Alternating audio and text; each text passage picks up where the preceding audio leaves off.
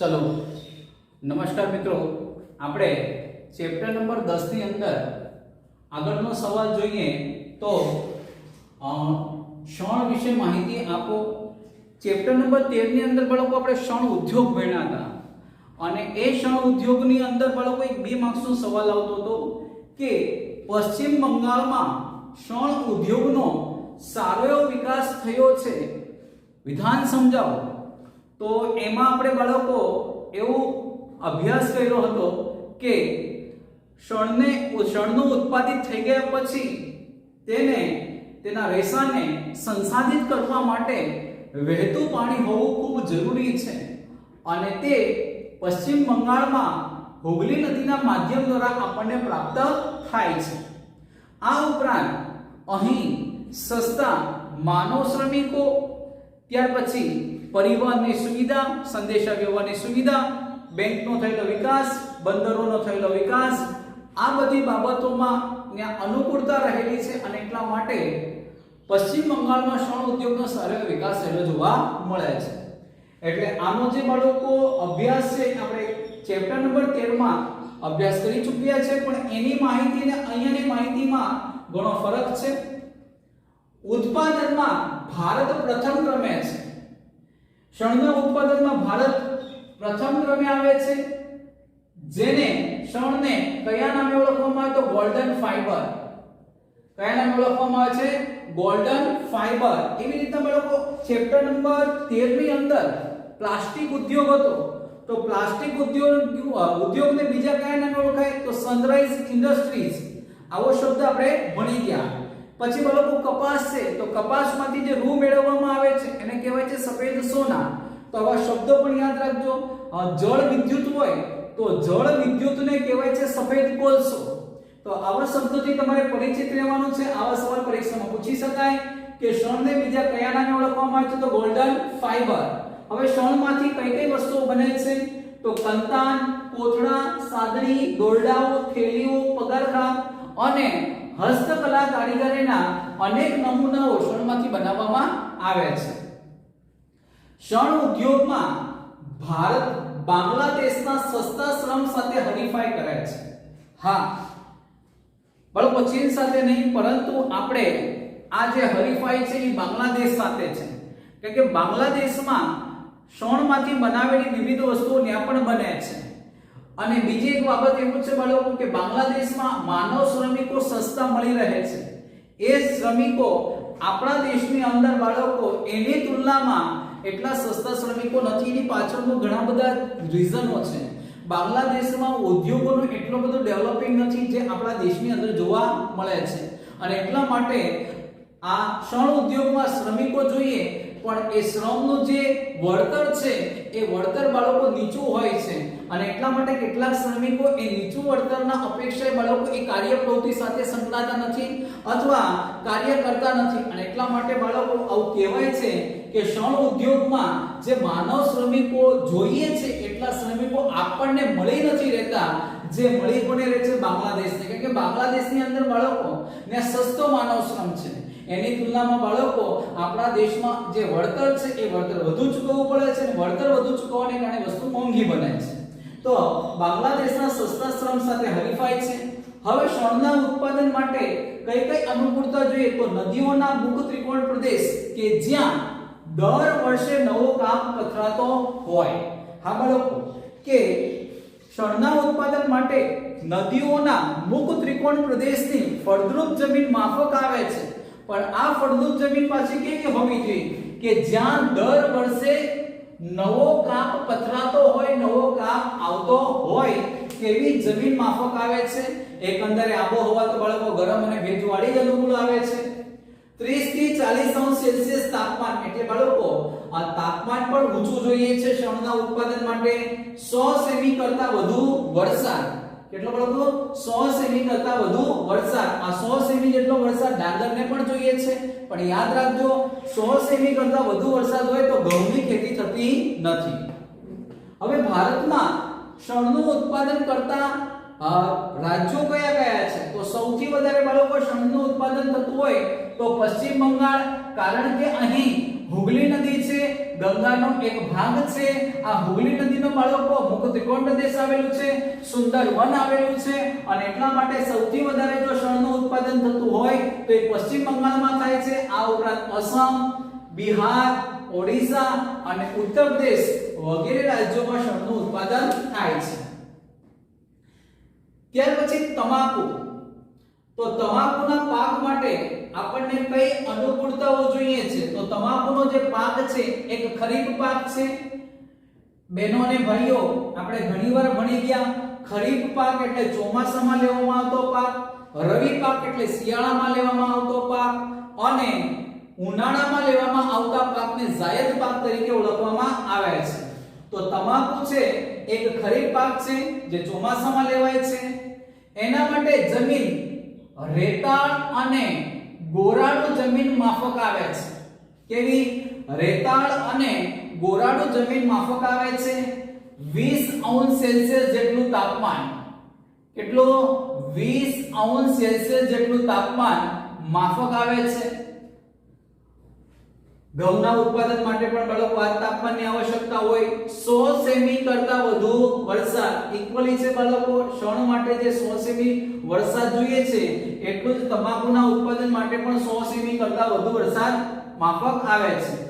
Very very very very most IP સવાલ છે, તમને 1 માર્ક્સમાં પૂછી શકાય કે પહેલા હું વાંચી લઉં છું પછી તમને સવાલ કહું છું. તમાકુના પાક માટે આબોહવા કરતા જમીન વધુ નિર્ણાયક પરિબળ ભજવે. બાળકો નિર્ણાયક પરિબળ છે.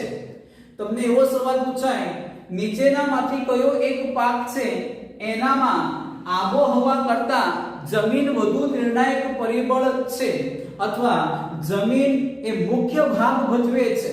એટલે ટૂંકમાં બાળકો કહેવાનું શું છે કે તમાકુના પાક માટે 100 સેમી જેટલા વરસાદની જગ્યાએ 90 હોય કે 110 હોય ને તોય ચાલશે. તાપમાન 20 ની જગ્યાએ 30 હોય કે 20 ની જગ્યાએ 15 હોય ને તો પણ ચાલશે. પણ જમીન તો રેતાળ અને ગોરાળુ જ હોવી જોઈએ તો જ તમાકુનો પાક લઈ શકાય છે.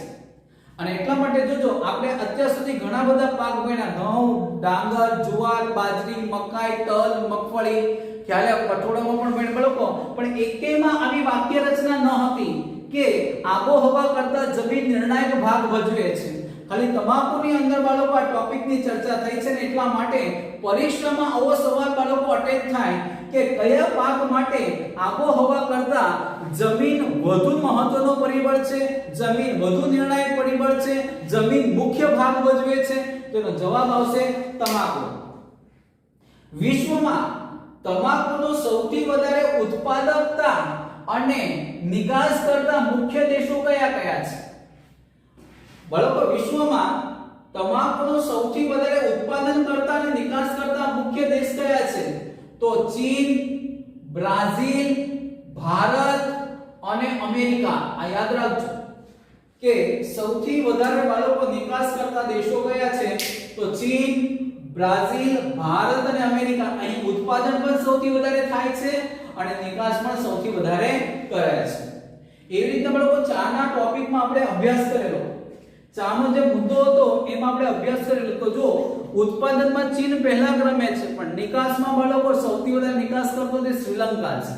આવા જે પ્રશ્નો હોય ને આ પ્રશ્નોને વાંચતા શીખો. આ પ્રશ્નો બાળકો બોર્ડમાં આવા પ્રશ્નો તમને પૂછી શકાય. આગળ હવે વાત છે વિશ્વમાં, તો ભારતમાં સૌથી વધારે તમાકુનું ઉત્પાદન કરતા રાજ્યો કયા છે? ગુજરાત છે, આંધ્રપ્રદેશ છે, ઉત્તર પ્રદેશ છે અને કર્ણાટક. ફરી એક વખત, ભારતમાં સૌથી વધારે તમાકુનું ઉત્પાદન કરતા રાજ્યો કયા? ગુજરાત, આંધ્રપ્રદેશ, ઉત્તર પ્રદેશ અને કર્ણાટક. હવે આપણા ગુજરાતની વાત કરીએ તો ગુજરાતમાં ખેડા અને આણંદ જિલ્લામાં આવેલું ચરોતર, કયો બાળકો? ચરોતર પ્રદેશ. આ ઉપરાંત મહેસાણા, પંચમહાલ અને વડોદરા. હવે તમારી માહિતી બાળકો તમે આ એક ખાસ લખી નાખજો ચોપડીની અંદર. ફરી એક વખત ગુજરાતમાં કઈ કઈ જગ્યાએ તમાકુનું ઉત્પાદન થાય છે? તો ખેડા અને આણંદ જિલ્લામાં આવેલું ચરોતર પ્રદેશ, મહેસાણા જિલ્લામાં, પંચમહાલ જિલ્લામાં અને વડોદરામાં. હવે આ જે બાળકો ચરોતર પ્રદેશ છે ને આ ચરોતર પ્રદેશને કયા નામે ઓળખવામાં આવે છે? તો સોનેરી પાનનો મુલક. સોનેરી પાનનો મુલક. મુલક એટલે પ્રદેશ થાય, સોનેરી અને પાન એટલે પાંદડું થાય. કારણ કે તમાકુનું જે પાંદડું હોય છે એ પાંદડાનો જે રંગ હોય છે, કલર હોય છે, એ સોનેરી કલરનો હોવાથી બાળકો પીળાશ પડતો હોવાથી એને સોનેરી પાનનો મુલક કહેવાય. કારણ કે ચરોતર પ્રદેશમાં સૌથી વધારે બાળકો તમાકુનું ઉત્પાદન થાય છે. તમાકુનો પાક હોય ને બાળકો, તો ને પશુઓ પણ જતા નથી, કારણ કે બાળકો એની સ્મેલ એટલી બધી ખરાબ આવતી હોય છે. આ પશુઓ પણ સમજે છે, પણ આપણા દેશનો બે પગનો માનવી નથી સમજતો કે તમાકુ એ આપણા શરીર માટે, આપણા આરોગ્ય માટે કેટલું હાનિકારક છે. ખ્યાલ આવ્યો બાળકો? હું તમને અભ્યાસની સાથે સાથે એક સૂચન પણ કરવા માંગુ છું. આ તો જરૂરી છે બહેનો અને ભાઈઓ, પણ હમણાં જે કહું છું ને એ તમારા માટે ખૂબ જરૂરી રહેશે, તમારા માટે લાઈફ ટાઈમ ઉપયોગી રહેશે. ભાઈઓને ખાસ સૂચના છે, બરાબર? લાઈફની અંદર બાળકો સારી નોકરી નહીં મળે ને તો પણ ચાલી જાય, સારો બિઝનેસ સેટ ન થાય ને તો પણ ચાલી જશે, પણ બહેનો અને ભાઈઓ લાઈફની અંદર કોઈ દિવસ વ્યસન નહીં કરતા. લાઈફની અંદર બાળકો કોઈ એવી આદત નહીં પાડતા કે આદત તમારી ટેવ પડી જાય. અને ખાસ કરીને બાળકો તમાકુ છે, બીડી છે, માવો છે, સિગારેટ છે, આવી બધી બાબતોથી દૂર રહેશો ને તો ઓછા સેલેરી બેઝ હોય, ઓછું પગાર ધોરણ હોય ને તોય તમે તમારી જિંદગી બાળકો બહુ શાંતિથી વિતાવી શકશો, બરાબર? સુખમય વિતાવી શકશો. પણ બાળકો તમે લાખ ને 2 લાખ રૂપિયા કમાતા હોય પણ તમે બાળકો વિવિધ વ્યસનોથી ઘેરાયેલા હોય ને તો એ બાળકો તમારી લાઈફ સુખી ન હોય. કેવું બાળકો? કેવું? વિચારીએ તો આપણે પૈસા ખર્ચીએ છીએ અને પૈસા ખર્ચીને આપણા શરીરમાં બાળકો આપણે રોગને આમંત્રણ આપીએ છીએ. ખ્યાલ? આવું ન હોવું જોઈએ. એટલે બાળકો એજ્યુકેશન મહત્વનું છે, પણ એજ્યુકેશન પણ કરતા પણ બાળકો તમારા માટે આ બહુ મહત્વનું છે. કારણ કે હવે તમે ડેવલપિંગના તબક્કામાં છો, તમે તમારા વિકાસના તબક્કામાં છો. અને એ સમયગાળા દરમિયાન બાળકો આ તમાકુ છે, માવો છે, સિગારેટ છે, બીડી છે, બરાબર, આવા વ્યસનોથી બાળકો દૂર રહેશો. અધરવાઇઝ બાળકો ડ્રગ્સ આવે છે, અફીણ આવે છે, ચરસ આવે છે. ખ્યાલ? એ તો બાળકો દૂરની વાત થઈ, પણ તેમ છતાં આ બધા વ્યસનોથી દૂર રહેશો તો તમારી જિંદગી તમને જીવવાની પણ મજા આવશે. ઓકે, મુદ્દામાં આવીએ ફરી પાછા. તો ભારતમાં કુલ બીડી તમાકુના ઉત્પાદનમાં ગુજરાત રાજ્ય 80%, બાળકો 80% ઉત્પાદન કરે છે. જોજો ભારતની અંદર બાળકો કુલ ટોટલ જે તમાકુ બીડીનું ઉત્પાદન થાય છે એમાં ગુજરાત રાજ્યનો હિસ્સો કેટલા ટકા છે? 80% જેટલો છે. એટલે સૌથી વધારે કહી શકાય. તમાકુ એ આરોગ્ય માટે હાનિકારક છે એવું ગુજરાતીમાં બાળકો આપણે ચોપડીમાં લખ્યું છે, બરાબર? અને તમે જોજો તમાકુની જે પડીકી આવે છે ને એના પર પણ બાળકો ચિત્ર આવે છે, બરાબર? પણ લોકોએ સમજવાની ખાસ તાતી જરૂરિયાત છે. અચ્છા, ભારતનું એક મસ્ત એવું રાજ્ય છે સિક્કિમ, અને આ સિક્કિમ રાજ્યએ બાળકો એક મોટી ભગીરથ પહેલ કરી છે. ખ્યાલ? ખરેખર આ રાજ્યને વધારવું જોઈએ, કારણ કે સિક્કિમ રાજ્યએ તમાકુ પર પ્રતિબંધ મૂકનારું ભારતનું પ્રથમ રાજ્ય છે. એટલે ખૂબ મહત્વનો એક માર્ક્સનો વિકલ્પ. ભારતમાં તમાકુ પર પ્રતિબંધ મૂકનાર પહેલું રાજ્ય કયું? તો જવાબ આવશે સિક્કિમ, બરાબર? ફરી વખત, ભારતમાં તમાકુ પર પ્રતિબંધ મૂકનાર સૌપ્રથમ રાજ્ય કયું છે? સિક્કિમ. પછી બાળકો rubber, not a Gabbar. Rubber કયા વૃક્ષમાંથી મેળવવામાં આવે છે? તો આ એક માર્ક્સનો સવાલ પરીક્ષામાં અવારનવાર હોય છે. લેટેક્સ કુળના વૃક્ષમાંથી આપણે રબર મેળવીએ છીએ. બાળકો જે વૃક્ષ હોય છે ને એ વૃક્ષમાંથી છે ને સફેદ કલરનો જે પદાર્થ નીકળે છે, બરાબર, જેને ક્ષીર કહેવાય. શું કહેવાય? ક્ષીર. તો રબરના બગીચામાંથી એકત્ર કરેલ દૂધમાંથી એ સફેદ કરેલનો છે બાળકો, એટલા માટે એને દૂધ કહી દેવામાં આવે છે, પણ બાળકો એક ક્ષીર છે, બરાબર? એક ક્ષીરમાંથી એક ક્ષીરને એસિટિક એસિડ, યાદ રાખજો, એસિટિક એસિડમાં ભેળવીને બાળકો ધીમા તાપે ગરમ કરીને તેમાંથી રબર મેળવવામાં આવે છે. તો પણ આપણા સવાલમાં બાળકો પૂછી શકાય કે લેટેક્સ કુળના વૃક્ષમાંથી મેળવેલા ક્ષીર જેવા દૂધ જેવા પદાર્થને કોની સાથે ગરમ કરવાથી રબર મળે છે? તો એસેટિક એસિડ સાથે ભેળવીને એના ધીમા તાપમાને બાળકો ગરમ કરવામાં આવે છે અને ગરમ કર્યા પછી એમાંથી બાળકો આપણે રબર મેળવીએ છીએ. અને આ રબરમાંથી આપણે ટાયર અને બાળકો ટ્યુબ જેવી અનેક ઔદ્યોગિક પેદાશો એમાંથી ઉત્પાદન થાય છે. રબરના ઉત્પાદન માટે અનુકૂળતા જોઈએ તો બાળકો ગરમ અને ભેજવાળી આબોહવા અને વધુ વરસાદવાળા વિસ્તારોમાં બાગાયતી પાક લેવામાં આવે છે. જો બાળકો સાંભળજો કે રબર એ કેવો પાક છે? બાગાયતી પાક છે, બાગાયતી ખેતી છે. આ યાદ રાખજો. બાગાયતી ખેતી આપણે પહેલા દિવસે ચેપ્ટરના શરૂઆતના પહેલા દિવસે ભણેલા કૃષિની પદ્ધતિઓ, જેમાં આત્મનિર્વાહ ખેતી, જેને જીવન નિર્વાહ ખેતી કહેવાય, સૂકી ખેતી અને આદ્ર ખેતી, સ્થળાંતરિત ખેતી અને બાગાયતી ખેતી, અને છેલ્લે સઘન ખેતી હતી. બાગાયતી ખેતી કોને કહેવાય? તો લાંબા સમય સુધી ઉત્પાદન આપતા પાક જેવા કે ચા, કોફી, રબર અને ફળફળાદી વગેરેને ચીવટપૂર્વક અને માવજતપૂર્વક કરવામાં આવતી ખેતીને બાગાયતી ખેતી કહે છે. એટલે અમુક સવાલો એવા હોય બાળકો કે તમને અટવાળવા માટે જ ખાસ પૂછવામાં આવે. હવે બાળકો એક વખત પૂછાઈ ગયું ખરા ખોટામાં, નાળિયેર એ બાગાયતી પાક છે. ખરેખર વિધાન સાચું છે. ખ્યાલ આવ્યો? ઘણા ખરા કે નાળિયેરનો ક્યાં બાગ હોય? નહીં, પણ એ નાળિયેર એક બાગાયતી પાક તરીકે બાળકો એનો ઉછેર થાય છે. તો રબર પણ એક બાગાયતી પાક છે. વિશ્વમાં રબરનું સૌથી વધારે ઉત્પાદન મલેશિયામાં થાય છે. આ યાદ રાખજો. વિશ્વમાં સૌથી વધારે રબરનું ઉત્પાદન ક્યાં થાય છે? મલેશિયામાં. અને ભારતની વાત કરીએ તો કેરળ છે, તમિલનાડુ છે, કર્ણાટક છે, અસમ છે અને ત્રિપુરા જેવા રાજ્યોમાં સારા એવા પ્રમાણમાં બાળકો રબર ઉત્પાદન થાય છે. તો આ બાળકો શણ, તમાકુ અને રબર પછી હવે જો ઔષધીય અને મસાલા પાક, આવા તમને ટાઇટલ આપેલો છે, પણ એમાં ઘણું બધું લખાણ પણ છે. પણ બાળકો આપણને ઉપયોગી જે હોય ને એ જ વસ્તુ મેં અહીંયા રજૂઆત કરી છે. એટલે તમારે ઔષધીય અને મસાલા પાકમાં બે લીટી તમારે અંડરલાઈન કરવાની અને હોમવર્કમાં પણ લખવાની. અને ફળો અને શાકભાજી અને ફૂલોની ખેતીમાં પણ તમારે આ બે લીટી લખવાની.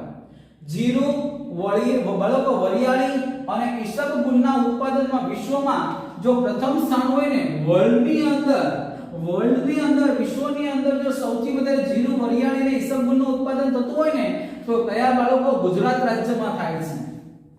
અને વિશ્વના કુલ મસાલા ઉત્પાદનમાં ભારતનો હિસ્સો કેટલા ટકા છે? તો 35%. કેટલા ટકા છે? 35%. આ પણ સવાલ અગત્યનો છે. પહેલા તો બાળકો જીરું, વરિયાળી અને ઈસબગુલના ઉત્પાદનમાં ગુજરાત એ વિશ્વમાં પ્રથમ સ્થાને છે. અને વિશ્વમાં કુલ મસાલાના ઉત્પાદનમાં ભારતનો હિસ્સો કેટલો છે? 35%.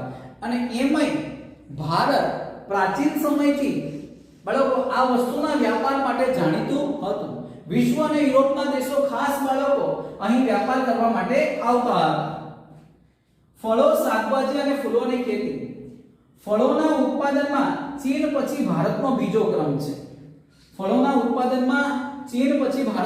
બીજો ક્રમ છે. દ્રાક્ષની આયાત આપણે ક્યાંથી કરીએ છીએ? તો દ્રાક્ષની આયાત અફઘાનિસ્તાન, પાકિસ્તાન અને ઓસ્ટ્રેલિયા. આ યાદ રાખજો. કારણ કે દ્રાક્ષનું જે અહીંયા આપણા દેશનું ઉત્પાદન થાય છે એની જરૂરિયાત આપણે અહીંયા વધારે છે. જ્યારે જરૂરિયાત વધારે છે, ઉત્પાદન ક્ષમતા ઓછી છે અને એટલે બીજા દેશમાંથી આપણે આયાત કરીએ છીએ. અને બીજા દેશ છે અફઘાનિસ્તાન, પાકિસ્તાન અને ઓસ્ટ્રેલિયા. ત્યાર પછી ભારતીય અર્થકારણમાં કૃષિનું યોગદાન. અને બાળકો 5 મુદ્દાઓ છે અને 5 મુદ્દા ખૂબ જ સરળ છે. એટલે બાળકો કેવા શું માંગે છે? અર્થતંત્રની અંદર, દેશની અંદર કૃષિ એ કેવો મહત્વનો ભાગ ભજવે છે. અને એટલા માટે બાળકો યોગદાન, કૃષિનું શું યોગદાન છે? તો સાંભળો. પહેલો મુદ્દો, કૃષિ એ દેશના અડધા અડધ લોકોને રોજગારી પૂરી પાડે છે. આપણને ખબર છે આપણા દેશના 60% થી વધારે લોકો કૃષિમાંથી રોજગારી મેળવે છે. તો આ કૃષિનું એક મહત્વનું યોગદાન થઈ ગયું. પણ લખવાનું આ રીતના છે, કૃષિ એ દેશના અડધ લોકોને રોજગારી પૂરી પાડે છે. બીજું, કૃષિનો આ મુદ્દો સમજજો. કૃષિનો કુલ ઘરેલું ઉત્પાદનમાં જેને ઇંગ્લિશમાં બાળકો જીડીપી કહેવાય, એમાં જીડીપી માં કેટલા ટકા હિસ્સો છે? તો 17%. આપણા દેશની અંદર ટોટલી પ્રોડક્શન થાય છે, ઉત્પાદન થાય છે, એ ઉત્પાદનમાં 17% ભાગ કોનો છે? કૃષિનો છે. એને કહેવાય કુલ ઘરેલું પેદાશ. ઇંગ્લિશમાં એને કહેવાય છે ગ્રોસ ડોમેસ્ટિક પ્રોડક્શન. ત્રીજું, ભારત એ કૃષિની પેદાશો જેવી કે બાળકો ચા છે, કોફી છે, ત્યાર પછી ઘઉં, ડાંગર, તમાકુ વગેરે છે. આના સિવાય પણ બાળકો કપાસ છે કાચો માલ તરીકે. તો આ બધી જે કૃષિ પેદાશો છે ને, ભારત એની નિકાસ કરે છે. અને ભારત નિકાસ એટલે શું? બીજા દેશને વેચે છે. અને બીજા દેશને વેચે છે ને, એના બદલામાં આપણને વિદેશી હુંડિયામણની કમાણી થાય છે. વિદેશી હુંડિયામણની શું થાય છે? કમાણી. વિદેશી હુંડિયામણ એટલે શું? બાળકો, આપણે જ્યારે બીજા દેશને વસ્તુનું વેચાણ કરીએ છે ને, ત્યારે એ જે દેશ આપણને નાણાં ચૂકવે છે, એ નાણાં આપણા માટે વિદેશી હુંડિયામણ કહેવાય. હુંડિયામણ એટલે નાણાં થાય. નંબર 4, તો નંબર 4 છે બાળકો ખેત પેદાશોમાં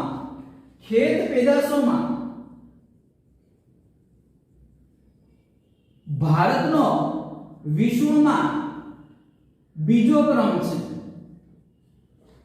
ખેત પેદાશોમાં ભારતનો વિશ્વમાં બીજો ક્રમ છે. એટલે આપણા વિશ્વની અંદર જેટલું કૃષિનું ઉત્પાદન થાય છે, તો સૌથી વધારે કૃષિનું ઉત્પાદન કરતો દેશમાં બીજો ક્રમ કોનો આવે છે? ભારત દેશનો. નંબર 5 છે કૃષિ એ દેશના જે ઉદ્યોગો છે, એ દેશના ઉદ્યોગોને શું પૂરો પાડે છે? કાચો માલ. આપણા દેશમાં સુતરાઉ કાપડના ઉદ્યોગનો સારો વિકાસ થયો છે. દેશમાં 3.5 કરોડ લોકોને એ ઉદ્યોગ રોજગારી પૂરી પાડે છે. પણ એ ઉદ્યોગને કાચો માલ કોણ પૂરી પાડે છે? કૃષિ. કારણ કે કપાસ અને રૂના ઉત્પાદન થકી એ સુતરાઉ કાપડના ઉદ્યોગનો વિકાસ થયો છે. એવી રીતના બાળકો ડેરી ઉદ્યોગનો વિકાસ થયો છે પશુપાલનના માધ્યમ દ્વારા. ત્યાર પછી ખાંડ ઉદ્યોગનો વિકાસ થયો છે, શેરડી કાચો માલ પૂરો પાડે છે. તો આ રીતના ભારતની જે કૃષિ છે, એ દેશના ઉદ્યોગોને કાચો માલ પૂરો પાડે છે. અને નંબર 6, કૃષિ એ દેશના લોકોને શું પૂરો પાડે છે? ખોરાક. ખ્યાલ વનસ્પતિના માધ્યમ દ્વારા ખ્યાલ શાકભાજીથી માંડીને ફળો સુધી બાળકો એ દેશના લોકોને ખોરાક પૂરો પાડે છે. તો આ છે બાળકો ભારતીય અર્થતંત્રમાં કૃષિનું યોગદાન. 3 માર્ક્સનો સવાલ પરીક્ષામાં પૂછાય છે, મહત્વનો સવાલ છે. ઓકે, તો આજે મહત્વના ટોપિક ચાલ્યા બાળકો. સૌથી મહત્વનો આ સવાલ છે અને બહુ ઈઝી છે, સરળ છે. આજે ખેત ઉત્પાદનમાં ભારતનો બીજો ક્રમ છે ને, એ બોર્ડમાં વિકલ્પમાં પૂછાઈ ગયો છે. તો હવે પછી બાળકો 2 સવાલ બાકી છે. અનાજ સંરક્ષણની ટૂંક નોંધ, કે અનાજ સંરક્ષણ કરવું ખૂબ જરૂરી બન્યું છે, અને વિશ્વ બજાર અને ભારતની ખેતી. તો આ 2 ટોપિકો છે, એનો ચર્ચા આપણે નેક્સ્ટ લેક્ચરમાં કરીશું. આજે જેટલું ચાલ્યું છે એટલું એક વખત તમારે પાકી નોટબુકમાં લખવાનું રહેશે. ઓકે.